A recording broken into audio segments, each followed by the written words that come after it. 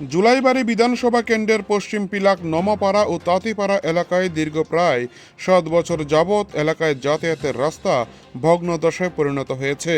2023 সালে জুলাইবাড়ি বিধানসভা কেন্দ্রে পরিবর্তনের পর এলাকার লোকজনেরা আশা করেছিল স্থানীয় বিধায়ক তথা মন্ত্রী শুক্লাচরণ নোয়াতিয়ার নেতৃত্বে জুলাইবাড়ি বিধানসভা কেন্দ্রের উন্নয়ন হবে, কিন্তু বর্তমান সময়ে তার ভিন্ন চিত্র লক্ষ্য করা যাচ্ছে। দেখা যাচ্ছে আইপিএফটির প্রার্থী তথা শুক্লাচরণ নোয়াতিয়া ভোটে জয়যুক্ত হয়ে আগরতলায় গিয়ে শীততাপ নিয়ন্ত্রিত ঘরে বসে থাকে বলে অভিযোগ। জুলাইবাড়ির লোকজনেরা তাদের অসুবিধার কথা মন্ত্রীর নিকট জানাতে পারছে না, তাই বাধ্য হয়ে এলাকাবাসীরা দাবি আদায়ের লক্ষ্যে আন্দোলনে সামিল হয়েছে। সকলের মুখে একটি কথা, এলাকার উন্নয়ন করতে হবে মন্ত্রীকে।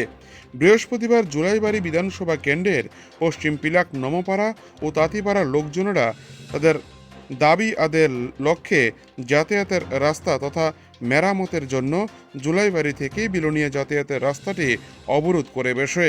এর ফলে ব্যাপক সমস্যায় পড়ে দূরপাল্লার সাধারণ মানুষ।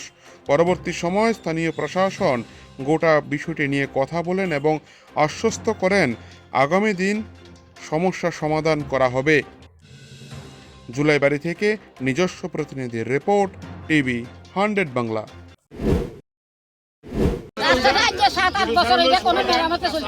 আচ্ছা,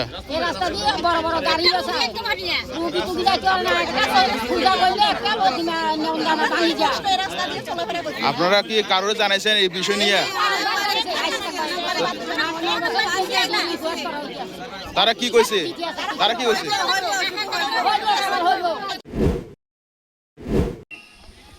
এটা কোন জায়গা?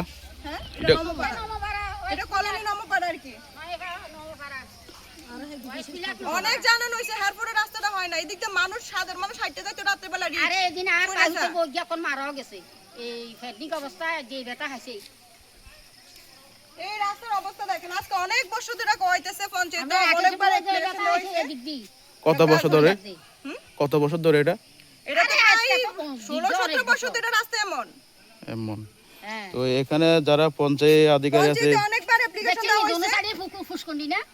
অনেকবার অ্যাপ্লিকেশন দেওয়া হইছে, তারা এগ্রি করে না। তারা দেখছি করতে শেষ। আচ্ছা, অনেক দিকে রাস্তা, কিন্তু এই রাস্তাটা হয় না। ঠিক আছে।